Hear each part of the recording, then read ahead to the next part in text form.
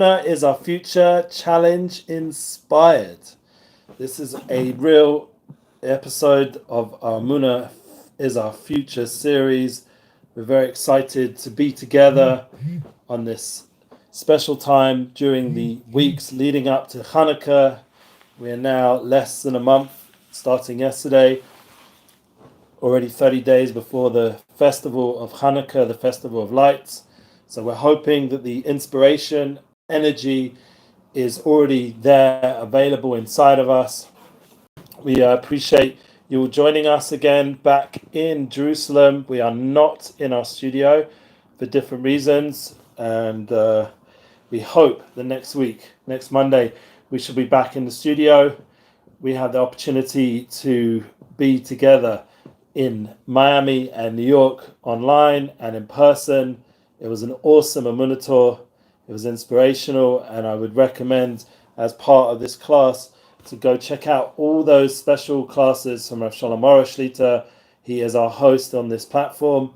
We appreciate everything that he gives to us, especially the time he gave in New York. And we want to thank specifically all our hosts, our kind hosts, our amazing, inspirational hosts that gave us the opportunity to create such a tour.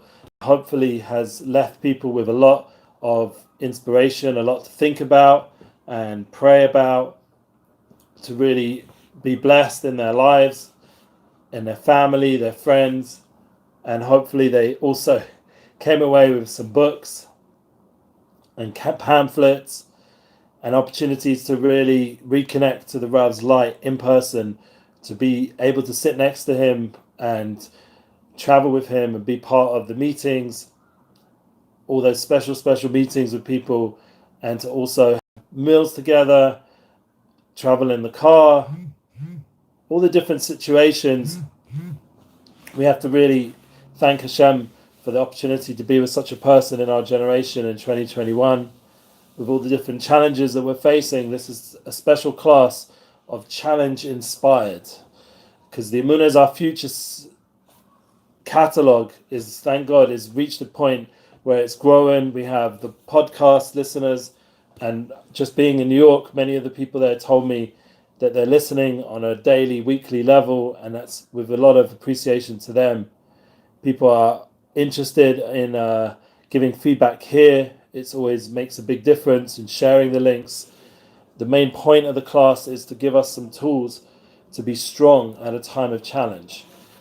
One of the challenges that happened literally 10 minutes before the class start, it was, as we were starting, I got a call from the studio that Rav Arush will not be able to attend on Sunday because he has a big event, and we are probably going to go live, and if not live, at least record tomorrow at 6:30. The studio, there is an issue that Rav Daniel God is still waiting on his results to be able to come out of quarantine, and we also have another challenge there as well of Rav Cohen, Baruch Hashem, just had a baby and is also in a situation where he might not be able to attend.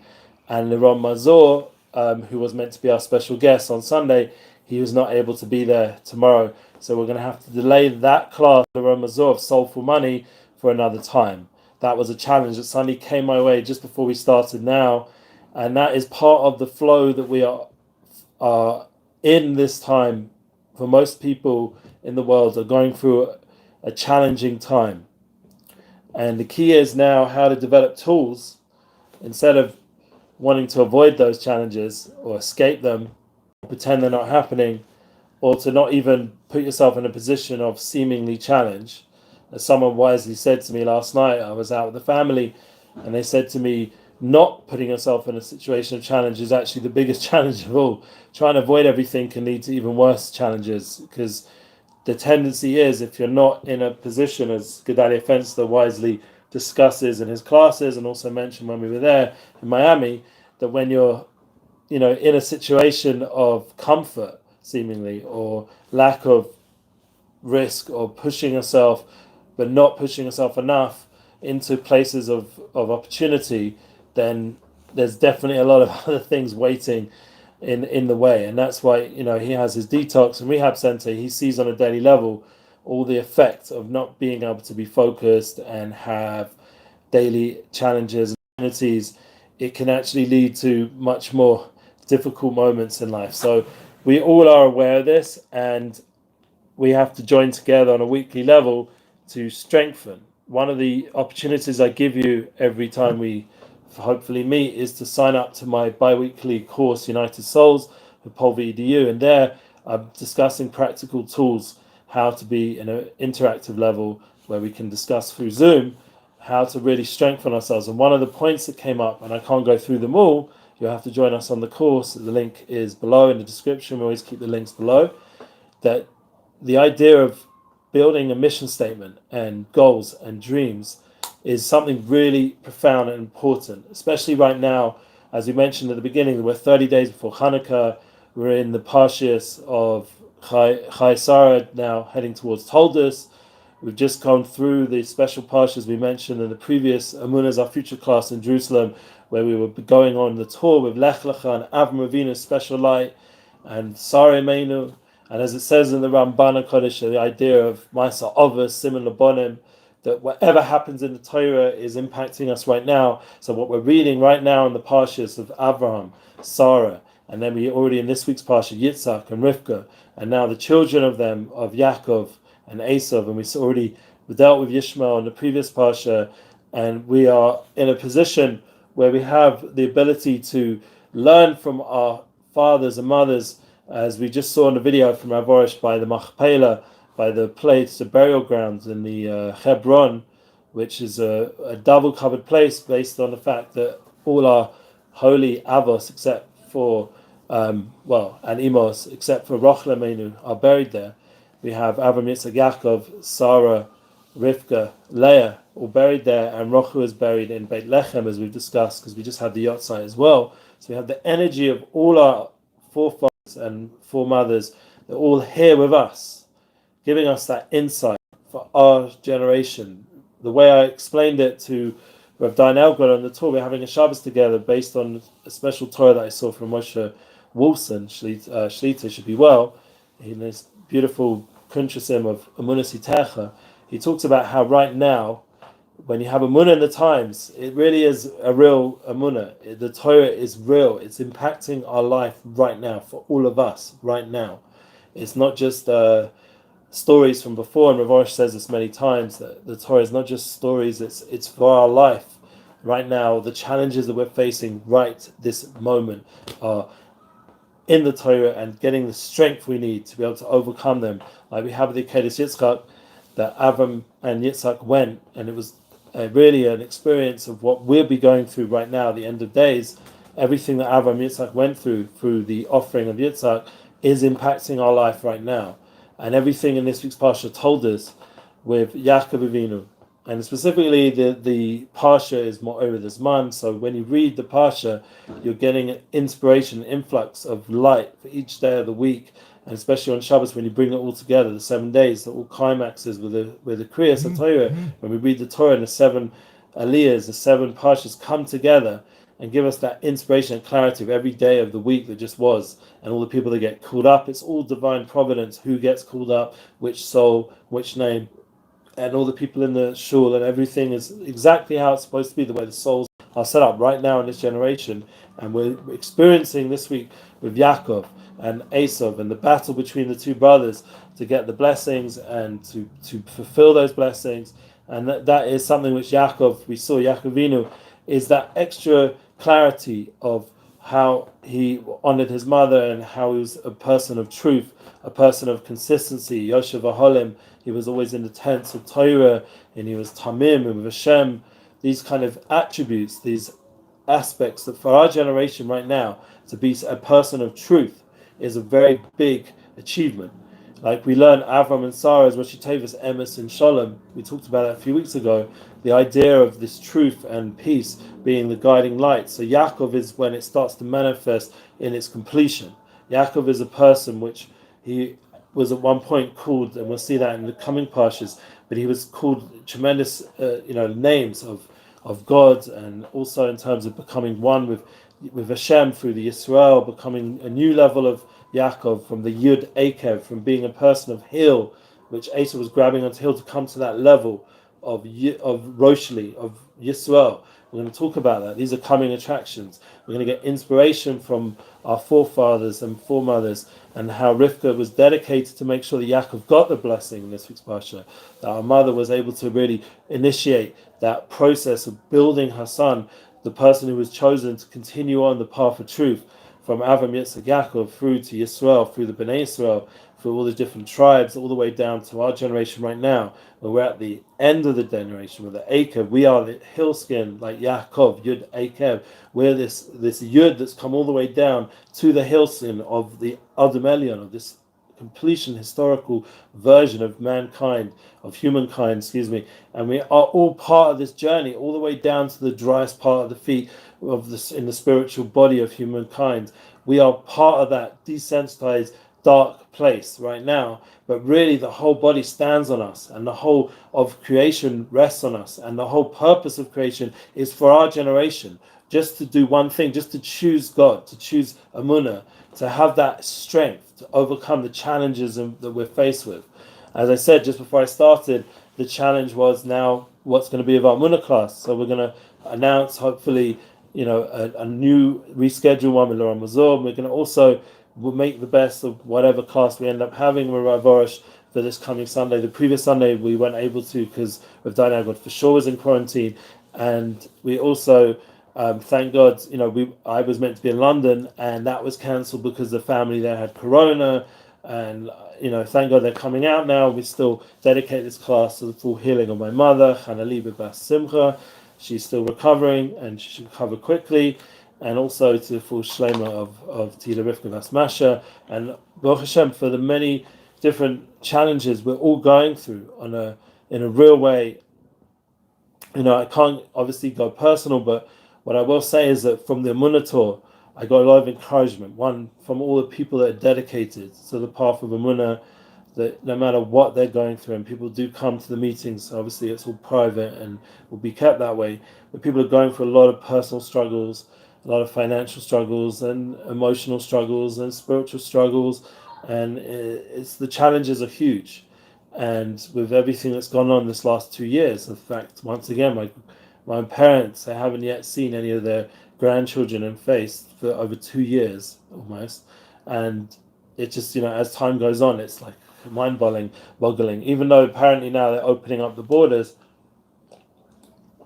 at least on some level, so there is some hope, a ray of hope with this whole challenge with Corona, that things are improving, and the fact our own tour went without any glitches. We were able to get all the different tests we needed and travel through to Miami, through to New York, back to Eretz Yisrael, back to the Holy Land without any issues, thank God. There's some in quarantine, some are not, thank God. Me personally, I wasn't. So thank God that everyone's in their own personal situation, depending on where they hold with this and that, without getting into specifics. But the challenge is to remain inspired with all this. The point is to realize the challenge is what should inspire us. I'm not holding on this level, and this is what I spoke about in my course. I'm not there yet, but together, by discussing it, by working on it, by growing on this, we can actually realize the challenge is what's going to inspire us. Rather than looking for escape routes, rather than looking for ways out, rather than looking for changing your address and changing your friends and changing your clothes and changing this and changing that, and all these external ways of manifesting what you're trying to do in your life, just realize the challenge itself is there to inspire you. It's there to help you grow the most. The people in your life around you are really there to help you become the best you. When you're having a hard time interpersonal relationships with your family members, with your loved ones, realize that those challenges are inspirational. They're there to inspire you to become a better person. They're there for you to really dig deep and to pray in a sincere way with a broken heart for their Yeshuas, for their salvations, for their healing, whatever they're lacking. As a father, you have responsibility to be a husband and to be a parent, and there's a lot of that responsibility, challenges that come with that. We realize that that's inspirational. To be a father is a blessing. To be a husband is a blessing. To be a wife is a blessing. To be a mother is a blessing. To be a spouse, to have children, to be a child, to have parents alive and healthy. All these different situations that require energy and focus to be able to develop the relationships with those people are opportunities for us to become better people. To realize that the beginning of the Torah is filled with stories of family, because the interpersonal relationships between Avraham and Sarah, and between their children, Yitzhak and Rivka and Yaakov, and this week's Parsha Yaakov and Esav, and these are all part of what human reality is. That we have these relationships. It makes us different to all of the other parts of creation. That all the different other parts of creation, they might have physically of all these different aspects of relationships, but they're not able to bring it out in a verbal sense, as we know, as the famous Kuzari brings down, that Yisrael and humanity have the power of dibur, of speech. And as Rav Arush was talking throughout the Emuna tour in Miami and New York, the power of speech is the key to the game, because that's what Emuna bod, that we bring out our Emuna, that we bring out our relationship with God, we bring out our relationship with life. And that challenge that's now in front of us is now causing us to communicate more with our loved ones, communicate more with the people in our life, the employees. Like personally, I'm really trying to minimize my amount of phone calls and interactions with people generally. Obviously during the Emuna tour I was flooded, but I had to filter out, at least on some level, and I apologize once again to anyone that missed out of meeting with the Rav or the communication. We just missed each other. Some one or two people didn't make the events because somehow they didn't get the information. We did try to advertise as much as possible, and all our hosts advertised, thank God, and all the events were well attended. But I'm just saying that if there was someone who missed for whatever reason, I apologize.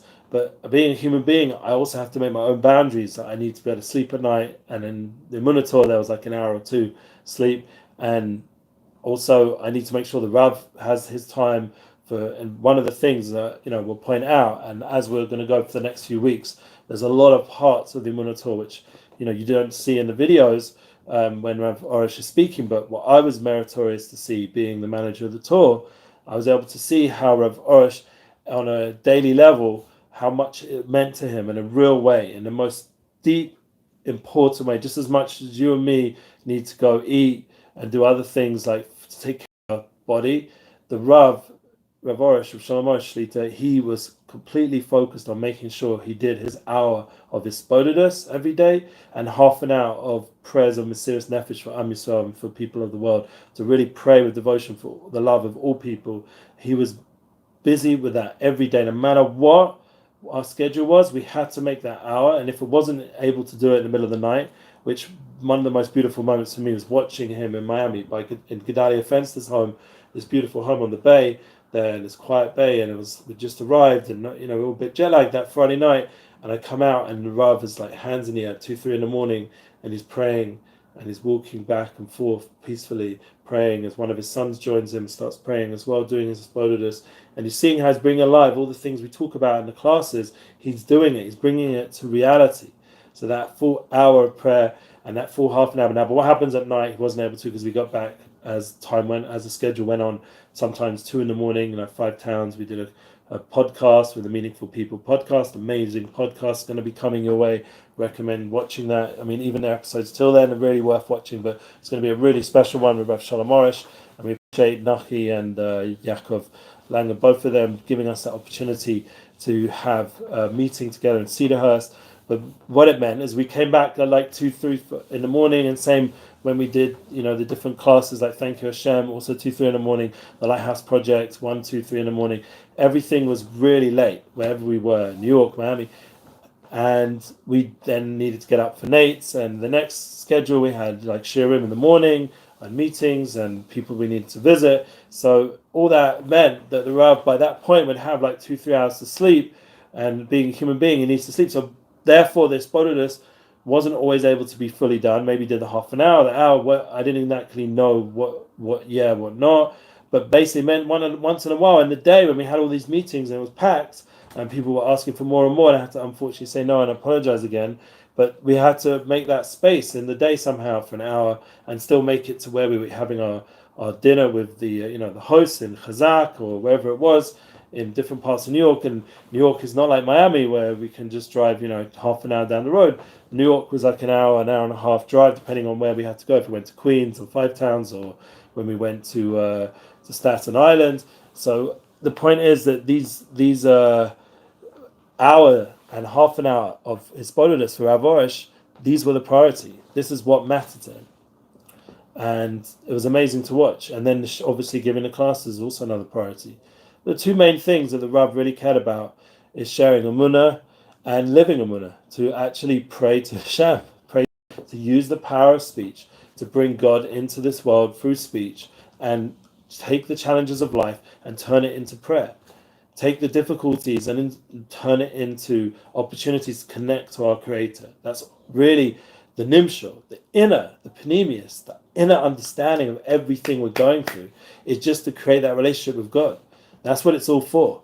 It's not a torture chamber. Like we were talking about it in our United Souls course. We often create our own torture chambers. Like we're torturing ourselves with our thoughts and with our actions. Like we're creating a lifestyle that's torturous for ourselves. We have the power of choice.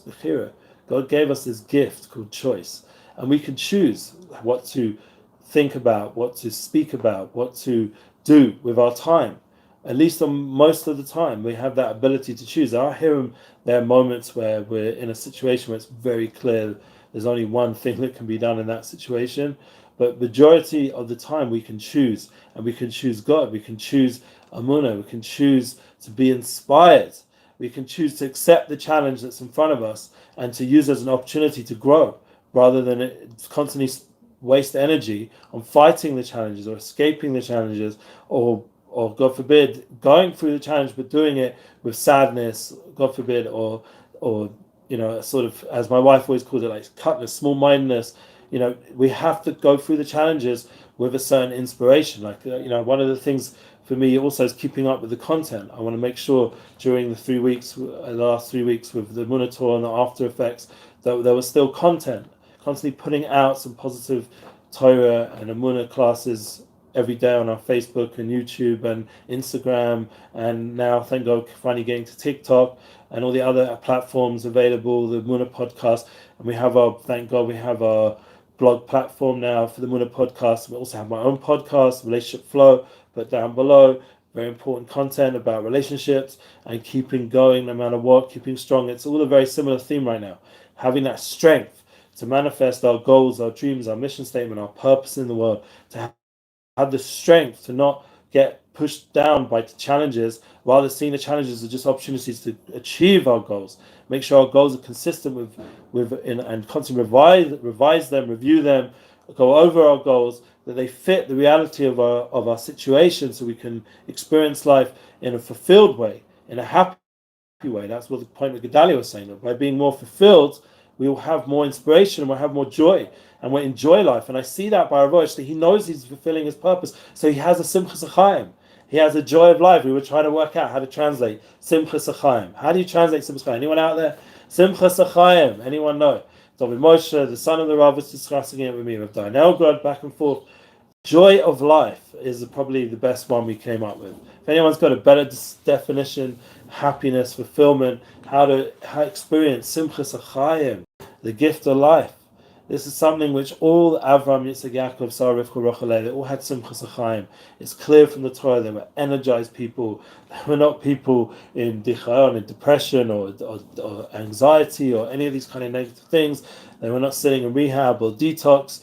They were energized. And now, say you're in such a situation, so now start choosing now. Don't allow yourself to say, but I've spent all this time in my life till now in a darker place, and I wasn't choosing joy, and I wasn't choosing everything I needed. No. Right now, this is the point, one of the most powerful Torahs of Rabbi Nachman, Achshav, Ata, Ma'ata v'Yadolam. Now is the moment to choose. Thank you for the positive feedback here. I see people are saying, hello, Baruch Hashem. I love that simchas achayim, joy of living. Yes, we have to enjoy life. Thank God. And one of the things to look forward to with Hanukkah coming is there's a lot of tours, a lot of opportunities of energy, and Nissim Black's going to be going on tour. Thank God. Hopefully that'll work out. I'll be able to do all his wonderful gigs, and I'm arranging a little bit, parts of it. Thank God. Maybe I'll even travel a little bit. We'll see. We're waiting to see what's going to be with that. But there's also the opportunity to do our Toronto Emuna class. That's the 14th, 15th, online. We get to do a tour, a preparation for Hanukkah, Emuna class for the Toronto community, and meet with them for at least 2 days, be able to discuss with their community with Rav Arush and meet on Zoom, and people can discuss that. And the links will obviously how to contact us and get that happening is already on the flyer, which we posted on our platforms a bunch of times. And if you go to the podcast platform, it's there. The flyer is there. Someone wrote here on Facebook, what happened to not having a state before the coming of Mashiach? Yes, that's a good question. And that is something which, Siddiqim, righteous people, have discussed in depth. And it's not for my abilities to say this way or that way. But yes, we do have a seeming state of affairs living here, thank God, and often challenges of living in a state before Mashiach comes. It's not the full, picture of what, living in the Holy Land will be when Mashiach comes. Some say it's a preparation for Mashiach. Some say it's holding back Mashiach. There's different opinions about this. And in the end, yes, someone's now getting a bit political here. We try to keep away from politics. So whoever's posting, please, just keep it positive. We don't want to, get into, offending anybody, or even though there are issues that need to be discussed. Yes, for the website and podcast, you just go down to the description and you'll see all the links there. Someone asked kindly, it's in the post there, the links to the podcast, the links to the website. There's Breslev.com, Breslev.com, which is all our classes are generally posted there. There's Emunalive.com for the latest classes of Rav Arush and what we're doing online as tours. And also we have all the podcasts, me personally, my podcast, which I've come together with all the different links below. You just check it out. Chaim. Right, remember, in Israel, we're already saying, Mashiach Baruch Hu Geshem, saying Talamata LaBrach. We're bringing down the Geshmei Bracha, the Shefa, the divine abundance. We've talked about this, and that in itself, to be able to make a living, can be a challenge. But that's one of the reminders we have to remember. Prayer is a big key to success in Panasa. To pray to God to open up the gates in Shemayim, that there should be Shefa, to give respect to the ones around us, that gives love, that brings a lot of vessels and Shefa. The Shalom is a Climax Bracha, that by having Shalom, by having peace with people, that makes a vessel for the blessings to come. So we have to really go in that way. And the same with, dealing with these kind of questions that someone mentioned in the Facebook, just to go back to it, the idea of, the situation in the world and politically and with all the different outlooks of what's happening. The reality is, rather than, trying to push away what has become the reality, that we live in a state called Israel. And hear someone say, Shalom from upstate New York. Yes, we were just there. I hope we got to see you when we were in New York. But living in the state of Israel, there is a lot of challenges, and obviously nothing was, was perfect in its formation and its continuation. And we do pray every day, Mashiach, but the idea of the Messiah. But the key is to tune into the path of Emuna, is that now we're here and we're in this reality, even if it's not seemingly come in the easiest way, but we're in this challenge. Like we said before, the challenge is now to be inspired anyway. I remember with Rav Arush, I brought someone who is a successful business person in Miami, and he wanted to get a blessing, whether to come live here or not. And the Rav just kept saying to him, there's so much shefa, so much blessing in the Holy Land. And if you come live here, it wasn't saying specifically about the state of Israel, but just to live in the Holy Land. The idea of living in this place, there's a tremendous divine abundance coming down for everyone here. Even though it seems, and I'll ask forgiveness to Hashem and publicly, if I'm ever in a situation of not feeling so happy about what's been going on in the Holy Land, with the current politics and with the whole Corona challenge and everything that's happened, and economically there seems to be challenges, and not just here but globally. All these kind of things are challenges that are coming our way currently as we're speaking. The opportunity is for us to tune into the path of divine abundance, the path of Emuna, where Hashem, God, is beyond all the politics and beyond all the media outlets and beyond all the realities of daily life. And God himself can bring a pipeline of sustenance to each person without any boundaries, as we say, ad bli dai. Hashem's pouring on us this tremendous abundance on us. It's just up to us to open ourselves to this light that comes down daily, and this abundance of blessing for ourselves, for our family, for all the people of the world. We want to bring down this kind of abundance. Now, we've got Shalom from, as we said, upstate New York. Baruch Hashem is already more than double my panasa. Wow, amazing. More tzedakah. Yes. And if anyone wants to partner, emunalive.com, there's a link there to partner for our classes. In fact, I'm listening right now for my new job. Yes, very nice. Okay, should be successful in your new job.